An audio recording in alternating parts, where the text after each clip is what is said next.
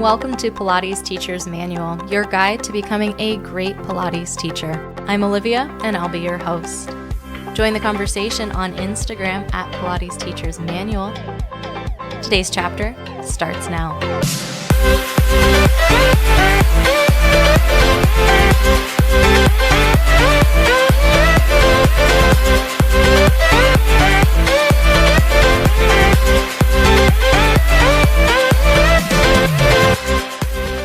Hello, everybody. Welcome back. This week is an exciting week for me. It will be my first time back in the studio in just about 4 months. My studios are beginning to teach group classes with limited capacity or at half capacity. And a teacher friend of mine has likened it to the first day of school because you do have that kind of combination of nervousness and excitement. I'm so excited to get back in the studio, but what if I forgot how to teach and what the springs are? Which sounds silly, but that's like a genuine concern because we've been teaching virtual mat classes for a long time and I haven't had to say a spring in several months, right? So I've been reviewing my class plans, and something I've really been thinking about is flow. And flow is, of course, a principle of Pilates. I like to think of it as like the pinnacle principle or the highest principle of Pilates, that once you have accomplished all of the other principles, then you get to add flow. The way I interpret flow is that you have a degree of familiarity and comfort with the exercises and with your body so that you can then execute those exercises gracefully, rhythmically. There's like a confidence that comes with flow. That applies to your class as well. When you're teaching, you want your class to flow so that students aren't standing up, sitting back down, standing up, sitting back down all the time. I like my classes to really progress from place to place without really going back to the same place over and over again. And that's totally personal. You may teach a different way, but that's what I think about when I think about flow, is how can I minimize disruptions and transitions and things. Teaching is definitely going to be different, which is another reason why I've been revisiting my class plans and thinking about flow. The class size is going to be different. Like I said, at Club Pilates, we'll only have 6 people in our classes going every other reformer. There won't be any touch cues or really any physical interaction with anyone, which is like I'm fine with, but it's just going to be different because I'm a very hands-on teacher. I'm also not going to be doing a ton of demoing because I'm not supposed to be touching anyone's equipment, which means that clients are going to be touching all of their equipment and doing all of those transitions themselves. So transitions are always important in your class, but they're going to be more important when you are not the person who is doing them, right? One of the things that's a little bit unique about Club Pilates is that the teacher handles the majority of the equipment changes so that students can flow even faster through exercises because they don't have to take a spring off. I've already taken the spring off. I've taken off everyone's spring, and they could just go to the next exercise. Now that clients are going to be totally responsible for that, again, I totally understand it. You don't want me touching something that then someone else touches and then I'm touching again. It's just like we want to minimize all of that physical contact. But I also don't hate it because now students, instead of having the reformer magically set the way that they want it set, they're going to be more responsible and more engaged with the equipment. There's an opportunity to learn a little bit about the equipment and what the springs mean, what the gear is, how does the headrest work when your teacher isn't just swooping in and doing it for you. I think we have an opportunity to really give students some agency in their workout and really empower them to be just agents in their Pilates adventures, that there'll be an opportunity for them to gain confidence with the equipment the same way we've all gained confidence on the equipment through teacher training and just doing it a bajillion times. Anytime you can deepen your understanding of what you're doing, I think is a good thing. So again, blessing in disguise, little silver lining to our coming back to the studio adventures. But at the same time, in terms of the class plan, there are some new considerations to take into account. I've changed springs thousands of times, probably thousands of times in a week. But some students may have never changed the springs before, and not just people who are brand new to Pilates. I can think of, in a lot of cases with private clients, with group classes, I've handled a lot of the spring changes and I haven't told them what the springs mean because they're just there for the exercise. And that's fine. I don't think that that's wrong, but there's an element of newness and, I don't know, trepidation. It's not second nature for your students, maybe, to change the springs and gear in, gear out themselves. So when you're planning your class plan, you're going to need to budget some time for explanation. And also, it may not happen instantaneously. If you want a spring change to happen, it might take a second while students change the springs, right? It's not going to be as instantaneous. And maybe you were teaching and your clients were always changing their springs and they're super empowered. Fantastic. You have a leg up on me, but that's something that I'm keeping in mind for my class plans. Also, things that used to flow really nicely may not flow as well with clients doing the spring change themselves. So what I'm thinking of specifically is I usually teach footwork followed by bridging on the reformer. And I usually teach footwork and bridging on maybe 2 reds and a blue, maybe 3 reds, maybe a green, a red, and a blue.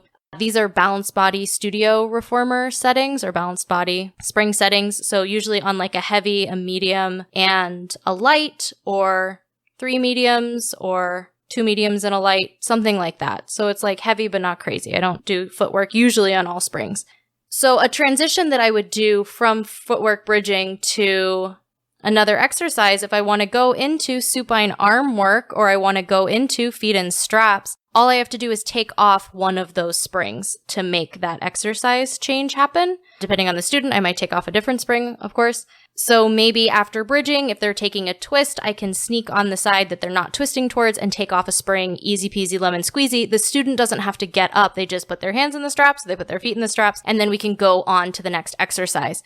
If they are doing that transition, they have to go from supine to upright, whether they're rolling up or rolling to the side, pressing themselves up, change the spring, and then lie back down. Is that possible? 100% it's possible.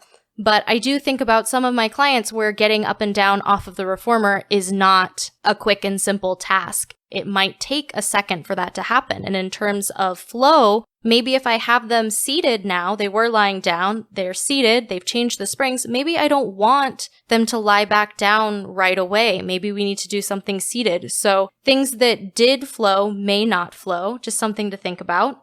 Maybe I won't choose that transition, maybe I will, depends on the class always. Coming up after the break, I'm going to share some things to consider when you're making your class plan to maintain flow and also to not drive you crazy.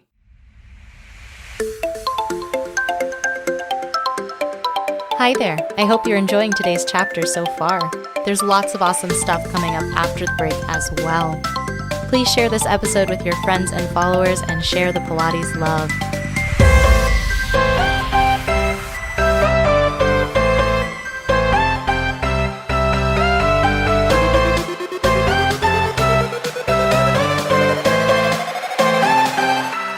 Now back to the show.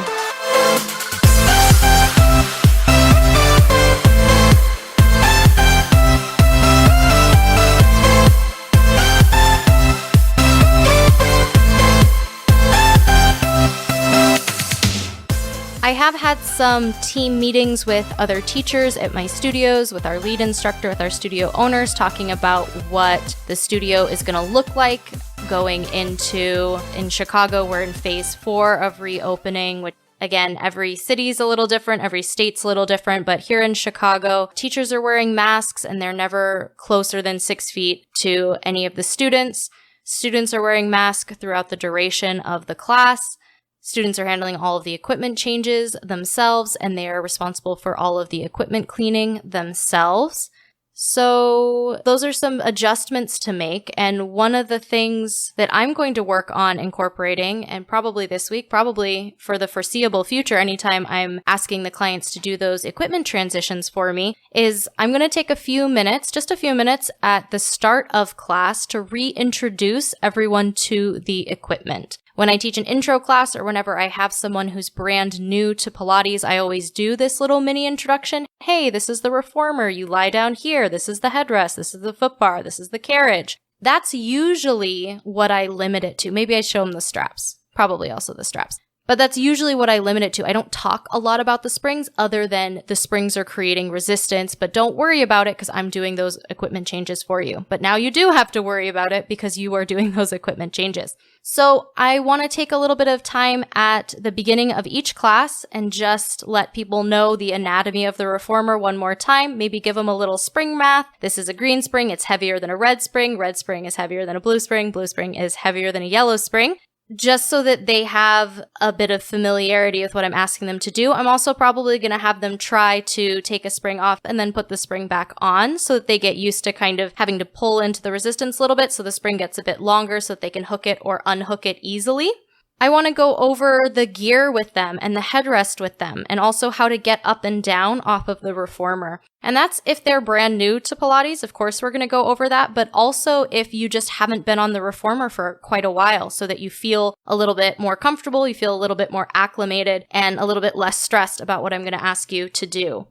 Getting everyone familiar with that equipment right at the start, I'm hoping will save time in the long run because we've all tried taking a spring off and putting the spring back on. I've also been practicing my cueing. I am someone who practices my cueing, letting people know what to do in very clear and descriptive ways. So I might not, in this first week or two of classes, just say take off the red spring. I might say grab the red spring around the coil, pull it slightly so that you get a little bit of stretch in the spring, take it off of its hook, and then gently place it down. There's a little bit of slingshotting that can happen with the springs because they're springs and we don't want any recoil like popping the springs off underneath the reformer. So really walking through those changes. I'm going to get people familiar with the straps while they're lying down so that they're used to them being right next to their ears, the short strap, the long strap, again, so that they can transition between those exercises and at least feel slightly familiar with what's going on. I went in early before my first teaching adventure and literally talked through an entire class. I just did the Flow 1 class that I was going to be teaching later that afternoon, and I just talked myself through it. What that allowed me to do is anticipate where the confusion might be and also know where my cueing perhaps isn't as precise. And then maybe workshop a little bit of cueing so that I feel comfortable talking through the spring changes a little bit more and that students will be more likely to understand it. It's a learning curve for both me and the students. I wasn't super concerned about it, but I do want to be comfortable with the new normal.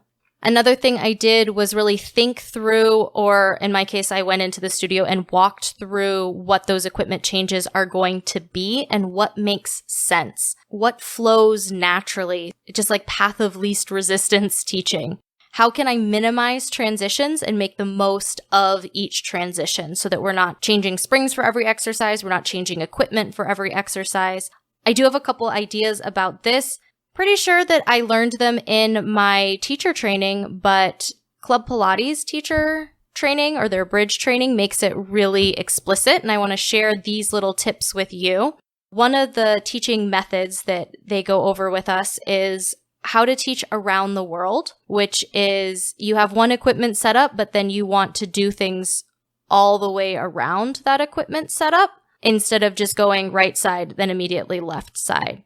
For example, if you were doing lunges standing beside the reformer and you were starting on the right side, instead of going from lunging on the right side, step off of the reformer, walk around to the other side, stand on the left side, do your lunges on that side. If I wanted to teach around the world, I might start with those lunges on the right side, then have them sit on the reformer, do a seated mermaid. Then I might have them turn towards the headrest and maybe grab the straps. We could do some half rollbacks. We could do some seated arm work.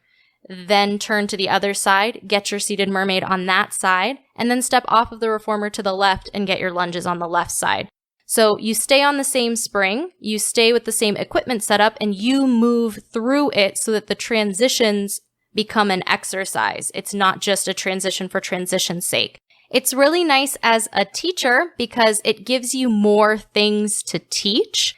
You have lots of things to do. You don't have to rush from side to side. There is a little bit more thinking involved because you have to remember to do everything that you did on the first side, kind of like in reverse to the other side, but that's totally fine. I mean, we can think about things like that, but it does create a really nice flow in class.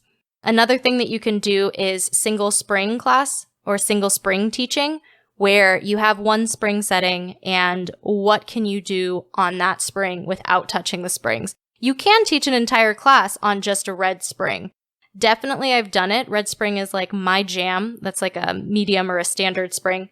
You can do a ton on it, and anytime that you can minimize those transitions, it's just going to really smooth out the class and allow it to flow a little bit easier. Especially with clients changing the springs, I'm not sure what it's going to be like. I might be anticipating bumpiness that isn't going to be there, but yeah, it just lets you keep moving more and transition less, which I think is beneficial, especially when your class is only maybe 45, 50, 55 minutes. Lastly, perhaps most importantly, keep it simple. We're coming back. All of us are coming back to studios. These first few weeks, for me at least, are going to be all about foundations. It's going to be getting reacquainted with the equipment, reacquainted with your body on the equipment, and just getting everyone comfortable with new studio rules and those equipment changes, because those are brand new to everyone. The showy stuff is really fun, and maybe in my advanced classes we'll do some stuff like that because those students are also already more comfortable with spring changes and things like that. They may have already been doing that. But let's get back to the basics of Pilates. Let's remember how much we loved the reformer, and if you're in any of my classes this week, probably next week, we're all doing feet and straps. Like, we have earned it. So what do you think about for your class planning going into teaching, or have you already been teaching? Is my anxiety totally unfounded? Do you have any tricks for helping your classes flow with ease in this new normal adventure? Good luck, everybody, on your reopening. If you're in Chicago, I'm right with you. If you are already open or you're looking forward to opening soon, stay safe, and I'll talk to you soon.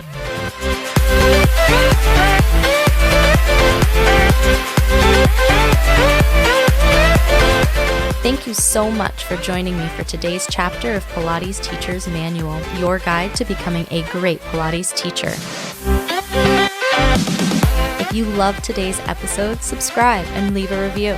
You can reach out to me on Instagram at Pilates Teacher's Manual or send me an email to pilatesteachersmanual@oliviabioni.com. The adventure continues. Until next time.